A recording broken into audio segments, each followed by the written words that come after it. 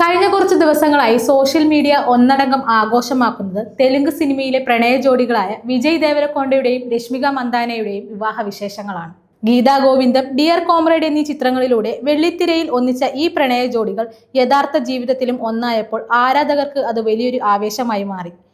ഫെബ്രുവരി 26-ന് ഉദയ്പൂരിൽ വെച്ച് നടന്ന അതിമനോഹരമായ വിവാഹ ചടങ്ങുകൾക്ക് ശേഷം മാർച്ച് 4-ന് ഹൈദരാബാദിൽ വെച്ച് നടന്ന ഇവരുടെ റിസപ്ഷൻ ഇപ്പോൾ സോഷ്യൽ മീഡിയയിൽ തരംഗമാവുകയാണ്. സാധാരണയായി വിവാഹ വിരുന്നുകൾക്ക് പാശ്ചാത്യ ശൈലിയിലുള്ള വസ്ത്രങ്ങൾ തിരഞ്ഞെടുക്കുന്ന രീതിയിൽ നിന്ന് വ്യത്യസ്തമായി തികച്ചും പരമ്പരാഗതമായ ദക്ഷിണേന്ത്യൻ ശൈലിയിലാണ് വിജയും രശ്മികയും റിസപ്ഷന് എത്തിയത് എന്നതാണ് ശ്രദ്ധേയമായത്.